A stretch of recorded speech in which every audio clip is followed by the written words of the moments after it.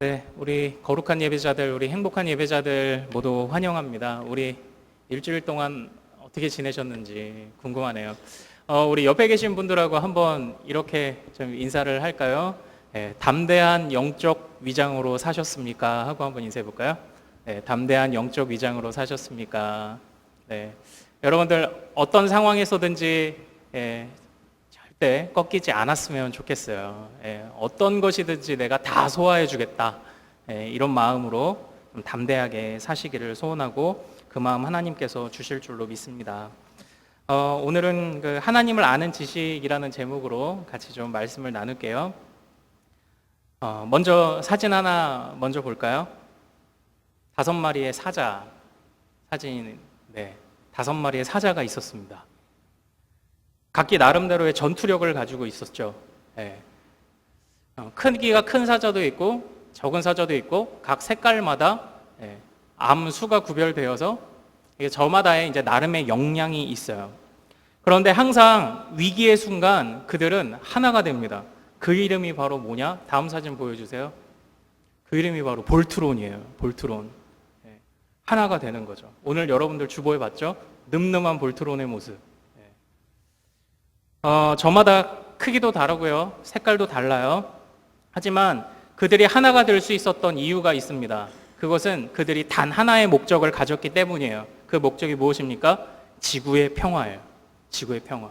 지구의 평화를 위해서 각기 나름의 전투력도 있고 나름의 이런저런 힘들도 있고 능력도 있지만 각자 또 흩어져서 싸울 수 있지만 마지막 항상 지구를 위협하는 끝판왕들은 항상 하나가 되어서 무찌르는 그런 만화죠. 그래서 볼트론이라는 그런 만화가 제가 좀 갑자기 좀 생각이 났어요. 그런데 거기서 보면은 내가 발인데 넌 왜 손이냐? 내가 손인데 너네 몸이냐? 라고 하지 않아요. 그냥 묵묵히 자기가 팔이면 팔, 아니면 다리면 다리, 몸이면 몸, 그냥 묵묵히 자기의 역할을 다 할 뿐입니다. 왜냐? 분명한 목적이 있었기 때문에 이유는 단 하나, 지구의 평화. 번뜩 이렇게 스치고 지나갔어요. 어떤 이 볼트론이라는 만화가 이렇게 스치고 지나가면서 이게 우리의 공동체의 모습, 교회의 모습이면 좋겠다라는 생각을 좀 한번 했습니다. 저마다의 전투력이 다 있어요. 저마다의 색깔이 있어요. 저마다의 성별과 저마다의 삶이 있어요. 각자 흩어져서 생활할 수 있습니다. 그러나 하나님 나라의 평화라는 그것 하나를 위해서 누가 깃발을 딱 꽂으면 다 모여들 수 있는 그런 공동체가 되면 좋겠다. 그게 우리 교회였으면 좋겠다라는 그런 생각을 했어요. 그래서 오직 이 하나님 나라의 평화, 그것 하나만을 위해서 싸워내는 거죠. 하나가 되었을 때 절대 흔들리지 않거든요. 볼트론이 어제 패하는 모습 본 적 있습니까? 절대 지지 않아요. 이게 각자 활동할 때는 막 사자가 내팽개쳐 치는 그런 모습도 볼 수 있지만 그래도 걱정하지 않아요. 왜냐하면 그보다 큰 사자가 금방 와서 도와주거든요. 그렇게 서로를 위해서 도와주는 모습들이 모여서 하나를 이뤘을 때 천하무적이 된다고요. 마찬가지로 우리도 하나님의 사람들로서 세상에서 살아갈 때 내동댕이 쳐질 수 있어요. 그런데 그때 우리보다 조금 더 역량을 가진 사람들 아니면 나와 똑같은 사람들이 걱정하지 마세요. 그 사람들이 올 거예요. 이게 공동체예요. 와서 합체를 이루고 하나가 되고 공동체가 되어서 하나님 나라의 평화를 깨트리는 어떤 외적인 요소들 뿐만 아니라 우리 마음속에 있는 내적 요소, 사실 이게 더 크잖아요. 이것까지도 잠재울 수 있는 그런 공동체, 저는 그런 공동체를 좀 꿈꿔봅니다. 천하무적이 되는, 절대 흔들리지 않는. 그래서 여러분들에게 좀 부탁하고 싶은 게, 그래서 여러분 한 사람 한 사람들이 필요한 거예요. 우리 공동체 안에. 저희 막내가 이사 오기 전에 굉장히 이사 오기 직전까지 한두 달 정도 마음에 굉장한 안타까움을 가지고 살았어요. 3살짜리인데. 왜냐? 그 아이가 좋아하는 퍼즐이 있었거든요. 토끼 퍼즐. 토끼 퍼즐이 있었는데 이 토끼의 귀를 담당하는, 이 토끼의 백미잖아요. 귀가 없는데 어떻게 토끼인 줄 알아? 근데 토끼의 백미를 담당하는 귀에 해당되는 퍼즐을 잃어버린 거예요. 침대 사이에 쏙 들어갔는데 꺼내기 참 애매한 지점에 들어가 있어요. 그래서 그 퍼즐을 볼 때마다 약간 이제 막 배웠을 텐데 아빠 귀 없어, 아빠 귀 없어 이렇게 얘기를 하는 거예요. 굉장히 이제 안타까움을 막 느껴지는데 그걸 본 제 아내와 제가 어땠을까요? 그 이사를 할 때 정신없는 사이에서도 온 신경이 침대에 가 있는 거예요. 이렇게 침대에서. 침대를 드러내자마자 수많은 먼지들이 있었지만 가서 토끼 퍼즐을 집어가지고 그걸 완성시켜 줬어요. 굳이 그걸 이제 챙겨가지고. 우리가 하나님 나라의 조각을 채우는 것도 마찬가지가 아닐까요? 여러분들에게 맡겨진 우리 공동체 그리고 하나님 나라의 한 조각이 있을 것이라고 생각을 합니다. 그런데 그 한 조각이 사라진다면 어떨까요? 좀 이렇게도 표현해 볼까요? 하나님 나라가 어떻게 완성이 되겠어요? 여러분들 각자에게 맡기신 하나님 나라의 영역이 있는데 하나님 나라의 평화를 위해 여러분들에게 맡기신 일들이 있는데 여러분 한 사람이 없다면 하나님이 얼마나 안타까워하시겠냐고요. 여러분들은 크던 작던 그리고 그것이 뭐 중요해 보이던 아니면 덜 중요해 보이던 그게 문제가 아니에요. 여러분들이 채울 한 조각이 있다는 게 그게 중요한 거예요. 그래서 여러분들이 저는 정말 꼭 필요해요. 정말 여러분들이 얼마나 쓸모 있는 존재들인지 좀 스스로 깨달아 주셨으면 하는 바람도 아울러 가지고 있습니다. 그런 모습에서 우리는 정말 하나님 나라의 멋진 공동체를 위해 계속 말씀을 살펴보고 있습니다. 동일한 본문으로 오늘까지 3주차에 걸쳐서 이제 생각을 해 볼 텐데요. 그래서 우리가 이 하나님 나라의 공동체, 절대 꺾이지 않는 담대한 공동체를 꿈꾸기 위해서 정말 멋진 공동체의 모습이 어떤 것인지를 지금 살펴보고 있는데 바로 오늘 우리가 나눌 공동체의 모습은 말씀에 열정이 있는 공동체의 모습입니다. 그러니까 여러분들은 어떠세요? 말씀에 열정이 있으십니까? 말씀을 사랑하세요? 사랑하지 않는 사람은 없죠. 그런데 그게 생각만큼 잘 안 되니까 문제인 거죠. 사실 말씀에 대한 열정은 아무리 강조해도 지나치지 않을 것이라고 생각을 합니다. 그런데 한편으로는 도대체 언제까지 강조를 해야 되나, 언제까지 이렇게 강조만 하고 끝나야 되나 하는 아쉬움이 사실 있어요. 왜냐하면 강조한 만큼 잘 안 되니까요. 그런데 우리가 숨 쉬는 공기가 여기저기 흔하잖아요. 흔하지만 그것이 중요하지 않다고 말할 수 없잖아요. 중요하죠. 흔하지만 중요하잖아요. 마찬가지로 말씀의 중요성도 하도 많이 들어가지고 말씀의 중요성도 하도 들어가지고 그게 어떤 이제는 귀에 들리지 않을런지도 몰라요. 중요하게 정작 여겨지지 않을런지도 몰라요. 하지만 그럼에도 불구하고 말씀은 중요해요. 말씀은 중요합니다. 누가복음 8장에 보면 네 가지 밭에 뿌려진 씨의 비유가 등장을 합니다. 여러분들 잘 아실 것이라 생각을 하는데 그 중에 길가, 씨가 뿌려졌을 때 길가에 떨어지는 길가밭에 관한 이야기가 등장을 하잖아요. 그때에 공중에 새들이 와서 그걸 먹어버린다고 이렇게 예수님이 말씀을 하셨어요. 그런데 예수님이 이제 그 비유 이후에 말씀을 풀어주시잖아요. 그 길가밭에 대한 말씀을 풀어주시는데 그때 뿌려진 씨는 말씀의 씨래요. 말씀의 씨. 그리고 그 씨앗을 뺏어 먹는 공중의 새들은 누구냐? 바로 마귀래요.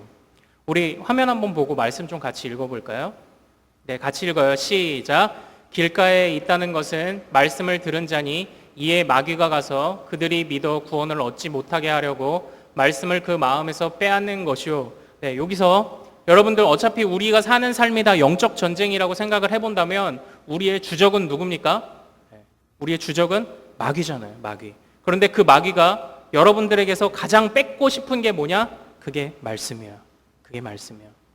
왜 그럴까요? 왜 그렇게 뺏고 싶어 할까요? 우리가 읽은 누가복음 8장 말씀에서 하나님의 말씀, 마귀가 그토록 뺏고 싶어하는 말씀의 정체성이 드러났죠. 그 정체성 뭡니까? 그들이 믿어 구원을 얻지 못하게 하려고. 즉 말씀은 믿어 구원을 얻게 하는 거예요. 믿음도 자라나게 하고 그리고 구원을 얻게 하는 것인데 바로 그건 우리의 핵심이잖아요. 우리 영적 전쟁에서 우리 그리스도인들의 승리의 핵심이잖아요. 그래서 마귀가 그토록 애를 쓰고 뺏으려고 하는 게 말씀인 거예요. 여러분들이 지금 얼마나 말씀을 사랑하고 계시나요? 얼마나 말씀을 묵상하고 계시나요? 그렇지 못하다고 생각을 한다면 지금 여러분들이 길가밭일 수도 있어요. 여러분들이 마귀에게 그 중요한 것을 지금 뺏기고 있는지도 몰라요. 근데 뺏기는데도 그것을 알아차리지 못하고 있다면 정말 심각한 것이겠죠. 근데 초대교회는 이걸 잘 알고 있던 공동체였습니다. 우리가 계속적으로 생각해 보는데요. 지금까지 초대교회의 모습에서 어떤 핵심은 제가 몇 절이라고 말씀드렸죠? 오늘 이 42절부터 47절까지 말씀 중에 핵심은 몇 절이다? 42절이다. 이게 42절의 핵심이에요. 42절이 헤드라인이고 나머지는 부연 설명이라고 말씀을 드렸잖아요.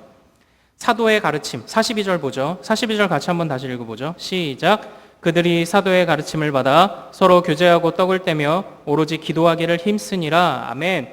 여기서 사도의 가르침, 그 교제, 떡을 떼었다, 그 기도, 이렇게 네 가지가 균일하게 동등한 비중으로 강조되고 있어요. 하지만 조금의 비중을 조금 더 살펴보자면 저는 이 사도의 가르침이라는 것에 나머지가 이렇게 좀 종속된다라고 좀 생각을 하고 싶어요. 좋은 의미에서 사도의 가르침을 받았기 때문에 나머지 일들을 할 수 있었던 것이겠죠. 근데 우리가 순서적으로 보면 지난주까지 떡을 떼며를 봤기 때문에 이제 기도를 봐야 하는데, 그런데 기도에 앞서 이 말씀에 대한 것들은 좀 제가 몇 차례 좀 강조를 해야 되겠다라는 생각이 들어요. 그래서 이게 좀 어느 정도 우리 안에 잘 정립이 됐을 때 그제서야 이제 좀 기도도 바르게 정립될 수 있다고 저는 생각을 하거든요. 어찌됐건 이 초대교회의 모습을 보면 이 누가복음 8장에 네 가지 밭에 뿌려진 씨의 비유에서 30배, 60배, 100배의 결실을 맺는 씨가 그 밭이 어떤 밭입니까? 좋은 마음 밭이잖아요. 좋은 마음 밭. 예, 좋은 마음 밭. 이렇게 표현되어 있어요. 좋은 마음으로 말씀을 듣고 지키어 인내로 결실하는 자. 이럴 때에 30배, 60배, 100배의 결실을 맺는다. 이렇게 돼 있잖아요.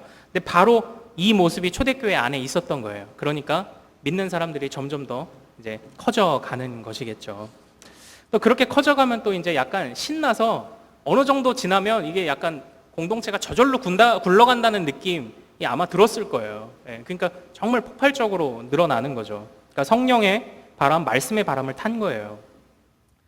그런데 제가 지난주에 같이 나눴던 말씀을 조금만 기억해 봐 주시겠어요?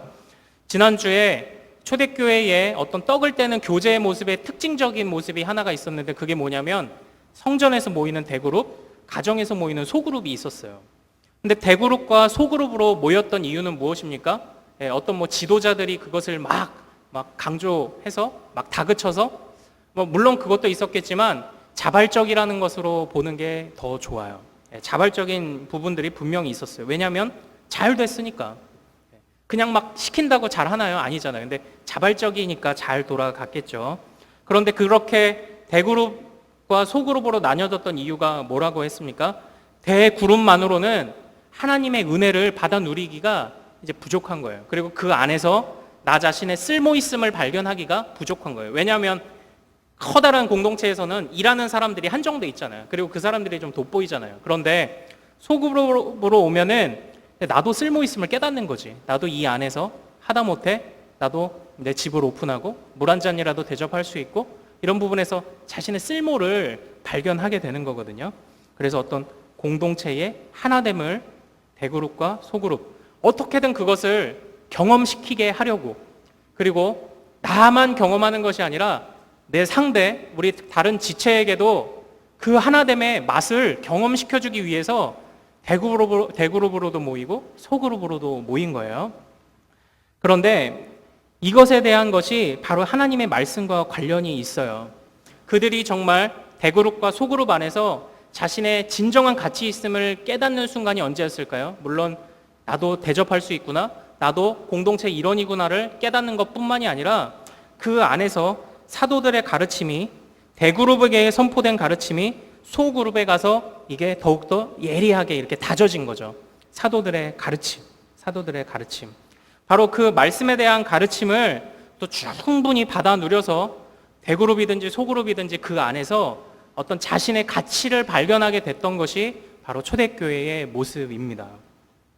사실 우리는요, 우리가 딱 경험한, 지금 여러분들 각자 나름의 그릇이 다 다른데 생각의 범위, 경험의 범위, 딱 그 그릇만큼만 지금 세상을 이해하고 있잖아요. 그렇죠? 이렇게 좀 생각을 해볼까요? 동물의 왕국을 제가 이렇게 보다가 느낀 게 있어요. 동물들이 태어나는 과정을 보면 굉장히 빨라요. 예를 들어서 인간의 임신 기간은 보통 280일입니다. 10달이라고 하지만 사실상 280일이에요. 그런데 그에 비해서 주머니 쥐는 며칠일까요? 쥐. 우리 햄스터 키우신 분들은 이게 잘 알겠지만 12일. 그러니까 12일 또는 보름마다 새끼를 한 번씩 낳는 거예요. 한 번에 낳을 때 몇 마리씩 낳죠? 한 67마리씩 낳잖아요. 그렇죠? 근데 일반적으로 또 쥐는 뭐 19일, 30일, 개와 고양이는 어떨까요? 60일.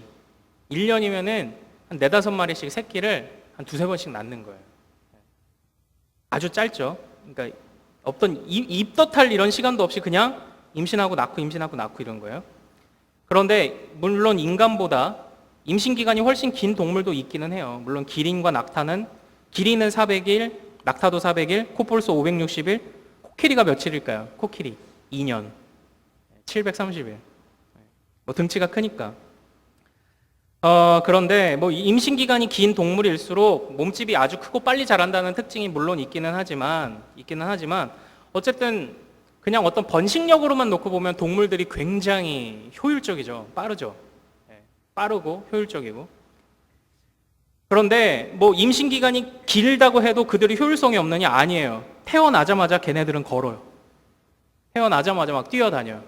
물론 생존 본능일 수도 있어요. 뛰어다니지 못하면 잡아먹히니까. 그런데 태어나자마자 뛰어요. 근데 우리 사람은 걸음마 시작하려면요, 최소 1년. 최소 1년이잖아요. 그러니까 이게 사실 효율성으로 놓고 보면 인간은 그다지 이렇게 효율적인 존재가 아닌 것 같아요. 동물이 훨씬 더 효율적이고 효과적이고 빠르죠. 그런데 한 가지 좀 질문을 드려볼게요. 그렇다고 해서 인간이 동물보다 더 효율적이고 빨리 태어나고 빨리 자란다고 해서 인간이 동물들보다 못한가요? 동물들이 인간들보다 뛰어난가요? 그건 아니죠. 이것에 대해서 사실 이런 것에 대해서 동의하는 사람은 없어요. 동의하는 사람은 없어요. 그런데 이렇게 좀 한번 생각을 해보겠습니다. 동물의 세계가 우리가 살아가는 그냥 그 세계의 전부였다면 어떤 인간의 세계를 살아간다는 건 굉장히 미련한 짓일 거예요. 효율적이지 않으니까. 그런데 우리는 동물의 세계만 알고 있는 게 아니라 인간의 세계를 알고 있죠. 그리고 우리 스스로가 그것을 느끼고 있고, 그렇기 때문에 어떤 효율적인 부분, 빠른 부분을 알고 있지만 동물들이 우리보다 더 낫다고 말하지 않아요. 그러니까 이건 어떤 문제이냐면 약간 우리가 이거예요. 어떤 그 세계 안에서 일반적으로 가장 통용되는 얘기도 그 세계를 이렇게 벗어나면 이게 좀 아무것도 아닌 게 될 수 있어요. 아무것도 아닌 게. 그런 얘기를 좀 생각을 해볼 때 저는 이렇게 이 얘기를 결국 하고 싶은 건데, 우리의 영적 지경의 문제를 좀 생각해 보고 싶어요. 사실 우리가 사는 세상이 어떻습니까? 동물의 세계랑 뭐가 달라요? 빠른 거 좋아하고 효율적인 거 좋아하고 그리고 약육강식의 세계라고 이야기하잖아요. 근데 뭐가 달라요? 근데 여러분들이 철저하게 그 지경 안에서 살고 그 지경 안에서 살아가면서 참된 하나님의 어떤 세계, 참된 사람의 세계, 하나님이 우리에게 부여주신 참된 인간성의 모습을 자꾸 바라보려 하지 않잖아요. 그냥 우리가 살아가는 세상의 관점으로 자꾸 보니까 이 기독교 신앙을 갖고 살아가는 게 굉장히 이제 미련해 보이는 거잖아요. 그런데 동물의 관점으로 사람을 평가할 수 없다니까요. 세상의 관점으로 하나님의 관점을 평가할 수 없어요. 그렇기 때문에 저는 여러분들의 영적 지경이 넓어져야 된다고 저는 생각을 해요. 여러분이 이 세상을 바라보는 그 지경만큼, 그러한 영적인 감각만큼, 그러한 생각의 범위만큼이 아니라 이걸 뛰어넘어줬으면 좋겠는 거예요.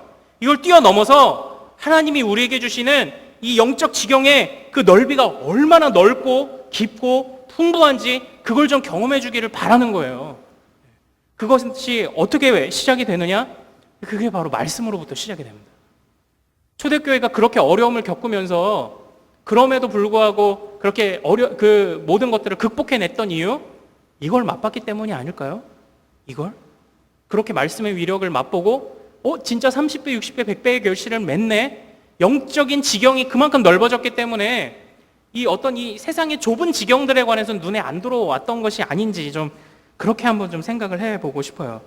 여러분들의 영적 지경이 넓어져야 돼요. 그리고 그것은 반드시 말씀을 통해서 그게 이루어진다는 것을 기억할 필요가 있습니다. 우리의 영적 지경이 넓어지면요, 우리 쓸모를 발견하게 돼요. 고린도전서에서 사도 바울이 이런 말씀을 했거든요. 우리 다음 화면 한번 좀 볼까요? 고린도전서 12장 같이 한번 좀 읽어봅시다. 자, 시작. 그뿐 아니라 더 약하게 보이는 몸의 지체가 도리어 요긴하고, 세상에서 약육강식의 시대에서 약해지면 안 되잖아요. 2등하면 안 되잖아. 그런데 하나님이 우리를 몸에 비유하셨잖아요. 약해 보이는 지체가 어떻다고 합니까? 요긴하대요. 도리어 오히려 요긴하대요. 우리 공동체 안에서도 약해 보이는 지체가 있을 거예요.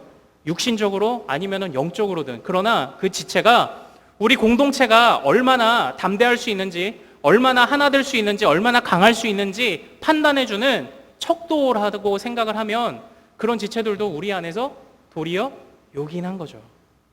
그걸 초대교회가 대그룹과 소그룹 안에서 인식을 한 거예요. 이해를 한 거예요. 그만큼 영적 지경들이 넓어져 가는 거죠. 제가 이런 얘기를 좀 들은 적이 있거든요. 이런 얘기를.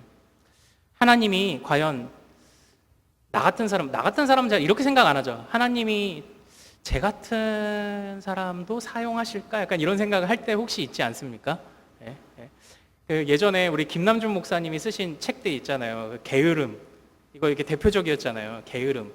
그런데 그 이후에 또 약간 히트 쳤던 책 중에 하나가, 모든 책이 다 좋지만 저도 개인적으로 좋아하는데, 개념 없음이란 책이 있어요. 개념 없음이란 책이. 그런데 게으름이 엄청 팔렸거든요. 근데 게으름이 많이 팔렸을까요? 개념 없음이 많이 팔렸을까요? 개념 없음이 더 많이 팔렸대요. 왜 그러냐면 게으름은 자기가 자기를 이렇게 비춰보는 책이잖아요. 그래서 많이 팔리긴 했지만 잘 안 보는데, 개념 없음은 이 책을 볼 때마다 이 책을 누구에게 선물해주고 싶다 이런 생각을 한다는 거예요. 개념 없는 누구에게 선물해주고 싶다. 그래서 그 책을 막 사가는 거예요. 선물해주려고. 뭐 물론 좋은 효과도 있겠지만 좀 그렇게 좋은 효과를 볼 수 있을까 하는 좀 생각도 들기는 하는데 저런 애도 정말 하나님이 사용하실까? 때로는 공동체 안에 인내심을 많이 요구하게 만드는 사람들이 있죠.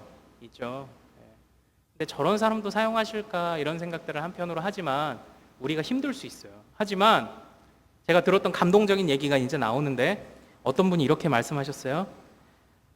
하나님은 하나님의 나라의 평화를 위해 굉장히 많은 도구들을 만드셨고 사용하시는데, 그러니까 여러분들이 다 도구인 거예요. 근데 하나님의 도구 상자는 우리가 생각하는 것보다 아주 크고 놀랍다. 하나님의 도구 상자는 결코 작지 않다. 이런 얘기를 했어.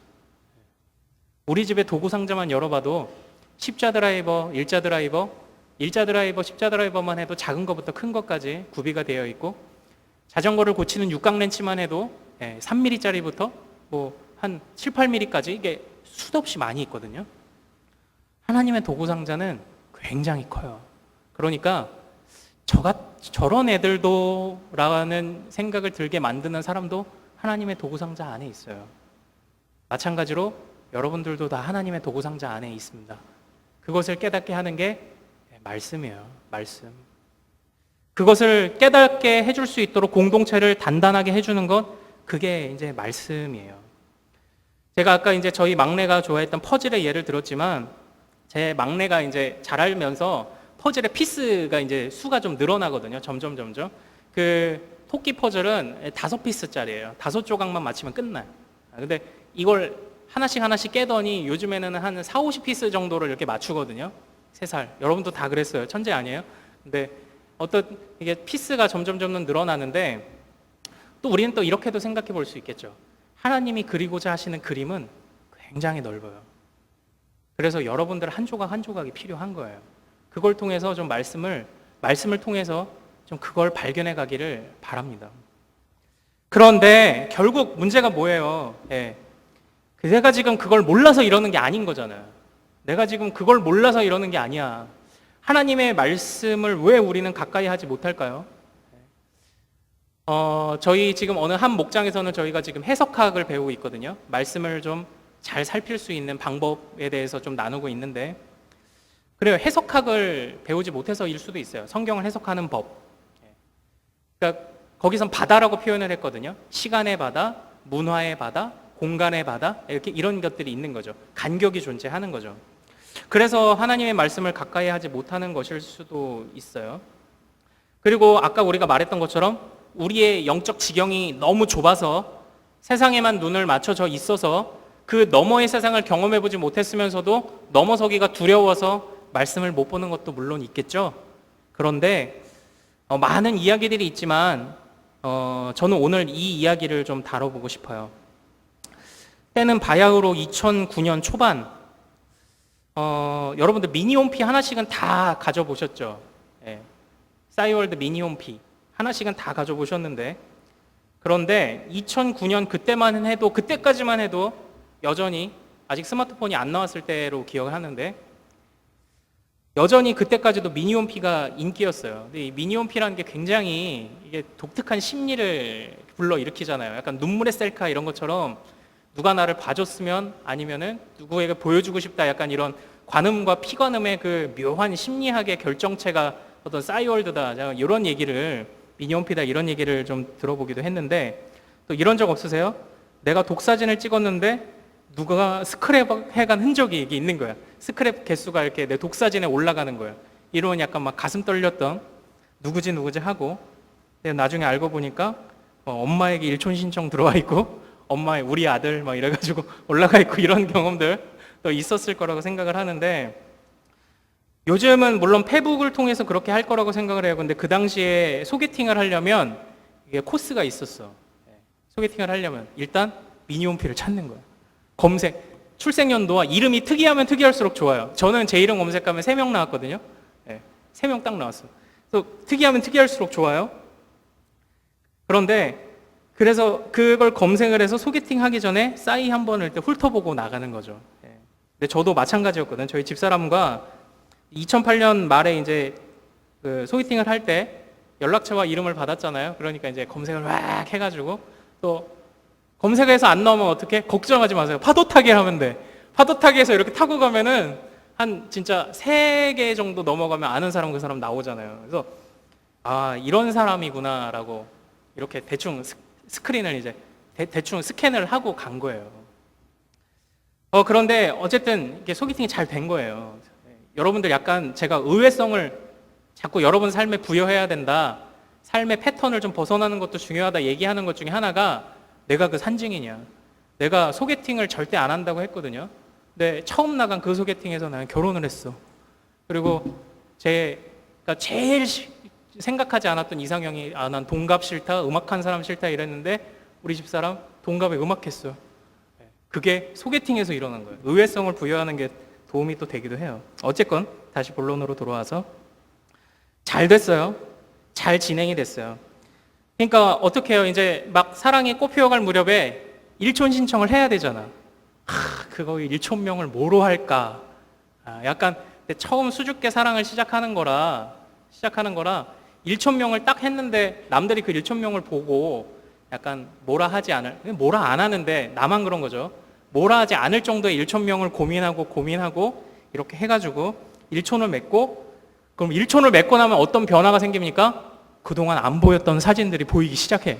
일촌에게만 공개돼. 그쵸? 그럼 그 무수히 많은 데이터를 이제 막 밤을 새면서 훑어가는 거예요. 이렇게 훑어가고. 그래서 살펴보는 거죠. 사이트 탐색이 이제 계속 되는 거예요. 근데 그렇게 하면서 밤을 새기도 일수였고, 그리고 또 몰래 나만 볼 수 있는 비밀 폴더를 만들어서 스크랩을 해가는 거죠. 아마 독사진 스크랩이 이제 그런 거겠죠. 좋아하는 사람이든지 짝사랑하는 사람이든지 비밀 폴더 하나 만들어가지고, 비공개 폴더 이제 이렇게 스크랩을 막 해가는 거잖아요. 그 다음날 해야 할 일도 있었고, 그리고 또 연애를 이제 시작할 그 무렵이기는 했지만, 어쨌든 그 다음날 할 일도 있었고 바쁜 일도 있지만, 그거 보면서 이렇게 밤샌 적 혹시 여러분들 없으세요? 한 번쯤은 다 있잖아요. 그쵸? 그런데 그때 그렇게 밤새면서 마지막에 얻어지는 게 뭐야? 한번 냉정하게 생각을 해봐요. 그렇게 밤을 샜어. 사진을 과거까지 다 봤어. 그렇게 해서 얻어지는 게 뭐야? 그냥 이런 사람이구나, 이제 그거잖아요. 그쵸? 사실 뭐 그 이상 뭐 있어요? 그 이상 뭐 있나? 물론 뭘 좋아하고 이런 거는 뭐 알 수 있겠지만, 뭐 그것만이 전부는 아니겠죠. 뭐 파스타를 아니지. 제가 지난주에 소개팅 필승 전략, 단백질을 먹어라라고 이렇게 얘기를 했잖아요. 스테이크를 좋아하는구나. 그러면 뭐 만날 때 스테이크집 가고, 이런 힌트를 당장에 얻을 수 있지만, 그렇게 밤새서 보고 나서 얻어지는 건 제가 생각했을 때 이거예요. 그냥 알아가는 게 좋은 거예요. 그냥 그 사람을 알아가는 게 좋은 거예요. 그냥 아는 것 그 자체가 좋은 거예요. 그냥 삶의 즐거움이 있는 거예요. 그런데 여러분들 혹시 또 그런 적 있지 않아요? 꼭 애인이 아니어도 그 대상이 꼭 어떤 좋아하는 사람이 아니어도 관심 있게 보던 책에서, 아니면 여러분들이 전공 공부를 하면서, 아니면은 직장에 들어가 어떤 일들을 이렇게 배워가면서 무언가 하나 이렇게 딱 알아질 때가 있잖아. 아, 이런 거였구나. 이렇게. 그때 그냥 그 순간 자체로 좀 기쁠 때 혹시 없었어요? 삶의 즐거움. 그냥. 그게 당장에 내 삶을 확 바꿔주는 것도 아니고 뭘 어떻게 적용해 볼 수 있고 그런 것도 아닌데, 그냥 그걸 알았다는 사실 자체로 굉장히 기뻤던 때가 혹시 없었냐고요. 있지 않아요? 있지 않아? 그냥 저 사람을 알았다는 걸로 기분이 좋았을 때도 있고, 그리고 어떤 지식이 그냥 나한테 알아졌다라는 것 그 자체로 그냥 기분이 좋았던 그런 때 혹시 없어요? 예를 들어서 이런 거죠. 제 집사람이 청년 시절에 교회에서 성가대 이제 반주를 오래 했는데, 아, 그래, 반주를 했구나. 근데 그게 지금 당장 우리 연애하는데 뭐 도움이 되겠어. 아, 그냥 피아노를 치는구나. 반주를 했구나. 봉사를 잘했구나. 뭐 이런 생각을 갖는데, 뭐 당장에 우리의 관계를 좋게 하기 위해서 써먹을 수 있는 그런 성격의 깨달아진 지식은 아니잖아요. 그런데 그냥 그 사람이 좋으니까, 아, 성가대도 했었네? 그냥 그 사람의 모습에, 그냥 그 사람의 내가 몰랐던 모습을 그냥 아는 것 그 자체가 이제 좋았던 거라고 저는 생각을 하거든요. 그럴 때 다 있었잖아요. 그런데 여러분들은 혹시 성경 말씀을 보면서 그냥 이런 즐거움을 좀 느껴보셨던 때가 혹시 있었습니까? 성경 말씀을 보면서 그냥 삶의 즐거움? 삶의 즐거움. 아, 예수님이 하나님의 아들이셨구나.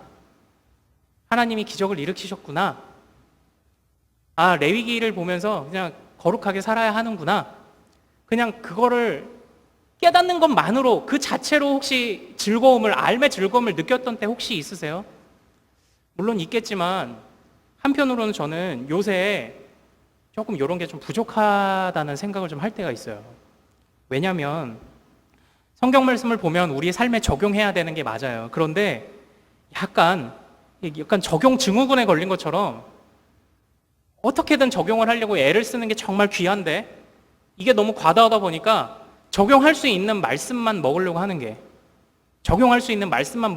게 이게 전 조금 아쉬워요.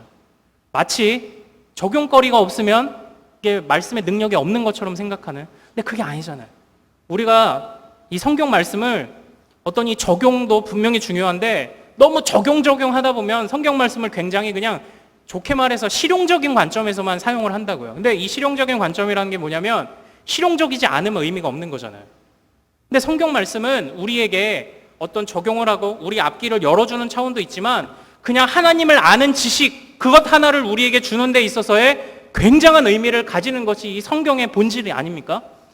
그냥 우리가 하나님에 대해서 아는 것, 그냥 아는 것, 그 아는 것 자체의 즐거움, 삶의 즐거움, 그것 하나를 위해서 성경이 우리에게 1차적으로 기록된 목적이 있지 않아요. 그런데 여러분들은 혹시 이 성경을 읽으면서 그냥 하나님의 모습, 그냥 그 모습 그 자체를 알아가는 것, 그것만으로 혹시 즐거움을 느끼셨던 때가 혹시 있었나요?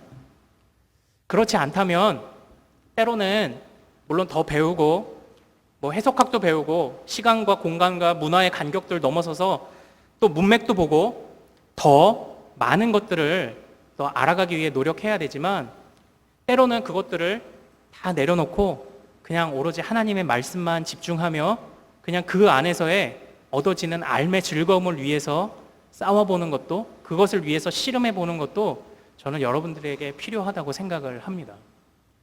어떤 이 성경을 볼 때 우리 안에 두려움이 있는 것 같아요. 감히 내가 이걸 어떻게 이해해? 그런데 성경은 많은 자료가 있으면 더 좋지만, 그렇지 않아도 성경은 역사하거든요. 이 성경은 그냥 삶의 즐거움도 우리에게 분명히 줄 수 있고, 심지어 좀 과장되게 말하면 그것만으로도 우리의 삶이 달라지게 할 수 있는 힘이 이 성경 안에 있어요. 삶의 즐거움. 한편으로는 이런 좀 예를 들어보고 싶은데, 유진 피터슨이라는 학자가 있죠. 영성학자로 유명한데, 이 책을 먹으라라는 책에서 어떤 그 성경 말씀의 묵상에 대해서 그 굉장한 즐거움을 묘사해 줬는데, 그때 유진 피터슨이 사용했던 예화가 있었습니다. 그 예화가 뭐냐면 자기가 키우던 강아지의 예를 들었어요.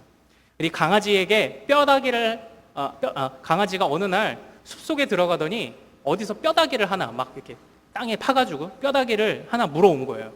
이 뼈다귀를 이렇게도 씹어보고 저렇게도 씹어보고 핥아보기도 하고 빨아보기도 하고 깨물어보기도 하고 여기 깨물고 저기 깨물고, 그게 하루에서 그치지 않은 거예요. 거기 단물이 빠지고 빠질 때까지 또 자기만의 은밀한 장소에 가서 땅을 파고 묻어놨다가 그 다음날 자고 일어나서 또 가서 그걸 캐다가 또 맛도 보고 빨아보고. 근데 유진 피터스는 하나님의 말씀을 그렇게 맛봐야 한다고 우리에게 그 책에서 초대를 했습니다. 여러분들 그렇게 하고 있어요? 대부분 말씀을 보는 본인만의 스타일들이 있거든요. 그런데 그 스타일들을 좀 벗어나 보는 것도 좋거든요. 그런데 오늘날 우리가 정말 주저하는 스타일 중에 하나가 바로 그거라고 생각을 해요. 삶의 즐거움 자체를 우리는 굉장히 생각하지 않는 그런 모습들이 좀 우리 안에 있는 것 같습니다.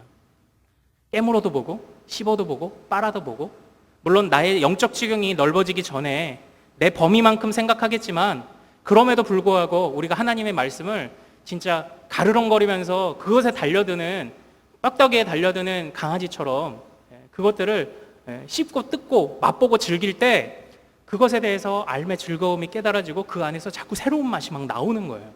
그때에 우리의 지경이 어떻게 된다? 영적 지경이 넓어지는 거죠.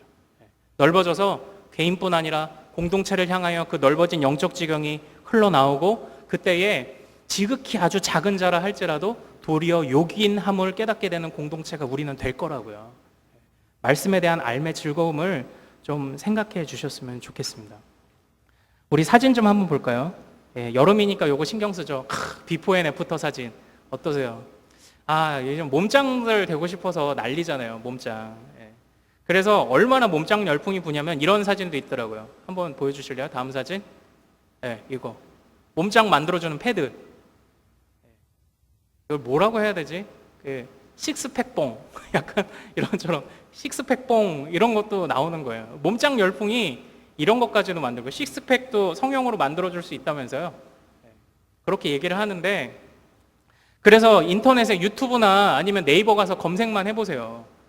몸짱 되는 법 하면은 수많은 운동법이 다 나오잖아요. 그런데 그 안에서 어떤 트레이너가 했던 말이, 이제 사진 지워주셔도 돼요. 어떤 트레이너가 했던 말이 좀 기억이 나요.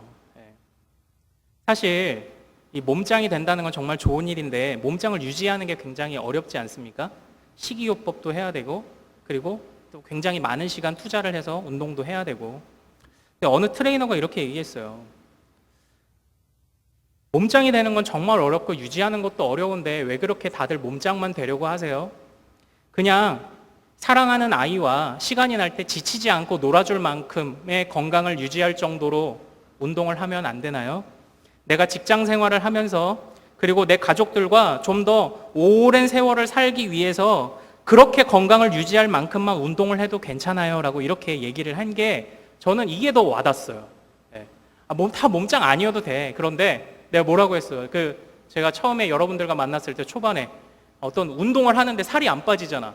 그래서 내가 뭐가 됐어요? 그냥 건강한 돼지가 됐잖아. 근데 살이 안 빠지면 어때? 건강한데? 그것만 지켜줘도 얼마나 좋습니까? 얼마나 좋아요. 마찬가지로 제가 그것에 빗대서 마지막 이렇게 좀 부탁을 드릴게요. 여러분들한테 다 신학자가 되라는 거 아니잖아요.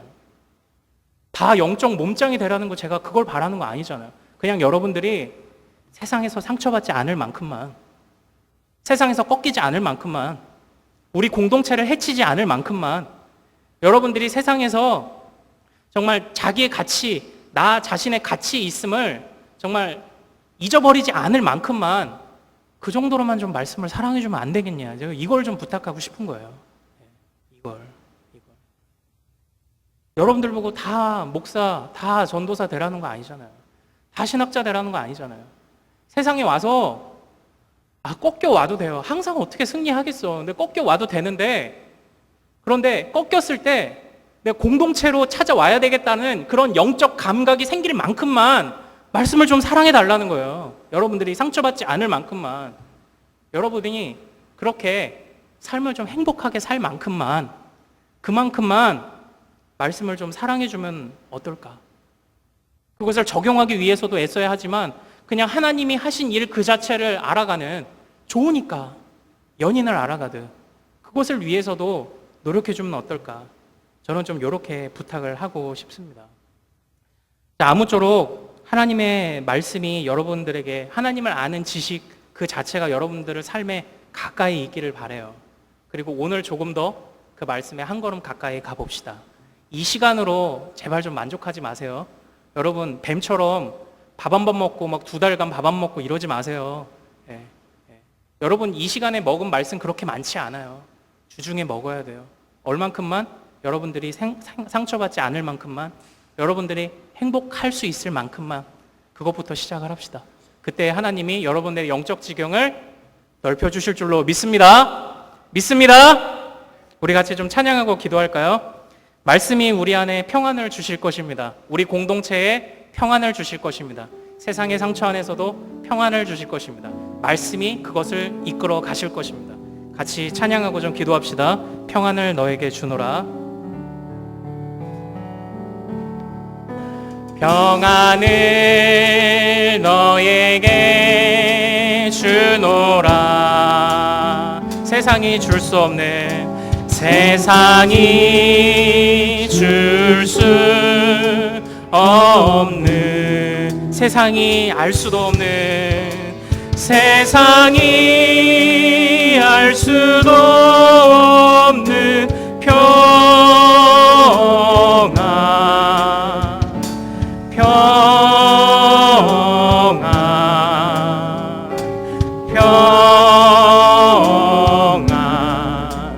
평안을 내게 주노라.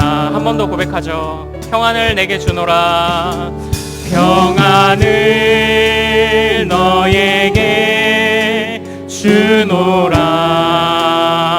세상이 줄 수 없는, 세상이 줄 수 없는, 세상이 알 수도 없는 평안, 세상이 알 수도 없는 평안, 평안,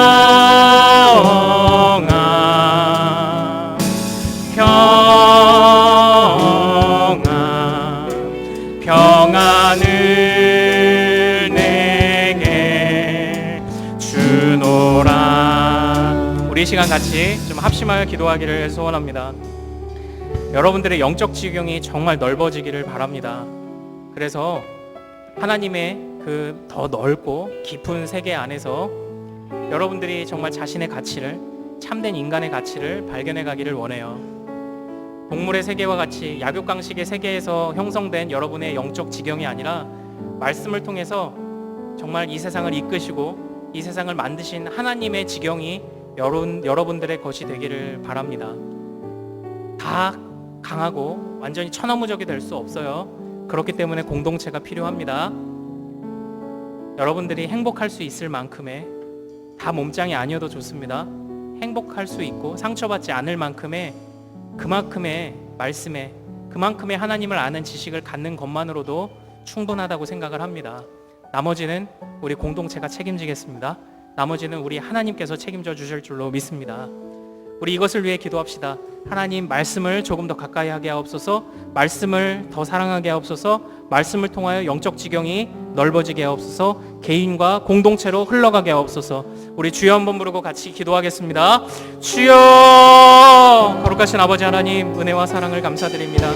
아버지 하나님, 우리가 보지 못하던 것을 보게 하옵소서. 우리가 듣지 못하던 것들을 듣게 하옵소서. 우리가 알지 못하던 것들을 알아가게 하옵소서. 그렇게 하나님의 말씀 안에서 하나님께서 우리에게 원하시는 영적 지경이 넓어지게 하시고, 그때에 우리가 정말 좁은 세계를 살았던 것이 넓어지고, 그때에 우리가 정말 그 좁게 생각했던 것들이 넓어지고, 그렇게 우리가 조금 더 강해지고 조금 더 담대해지고 조금 더 행복한 모습으로 살아갈 수 있도록 주 하나님 인도하여 주시옵소서. 거룩하신 아버지 하나님, 소원하옵나니 아버지, 사랑하는 우리 공동체 지체들, 아버지 하나님, 이 가운데 연약한 지체들이 있습니다. 이 가운데 또 힘들어하는 지체들이 있습니다. 상처받은 지체들이 있습니다. 그러나 그러하다 할지라도 도리어 연약한 지체가 도리어 요긴함을 깨닫고 그 안에서 우리 공동체의 건강함을 바라볼 수 있는 바로 그 척도가 될 수 있기를 원합니다. 아버지 하나님 바라보기 원합니다. 아버지 하나님 우리 공동체 그리고 각자 개인이 정말 하나가 되어서 하나로 살아갈 때에 아버지 하나님 그것이 하나님께 영광되고 우리에게 기쁨 될 줄로 믿습니다. 아버지 하나님 소원하오니 우리에게 정말 이 일들 이루어 주시옵소서. 우리에게 이 공동체 이 일들 이루어 주시옵소서. 아버지 하나님 정말 소원합니다. 행복한 자들 되게 하옵소서. 주님 안에서 정말 상처받지 않고 담대한 자들로 서갈 수 있도록 도와주시옵소서. 오직 말씀으로만 그 일들을 경험할 수 있도록 주님 인도하여 주시옵소서. 주님 그렇게 해 주실 줄 믿습니다. 그렇게 이끌어 가 주실 줄로 믿습니다. 아버지 하나님 믿습니다. 소원합니다. 아버지 하나님.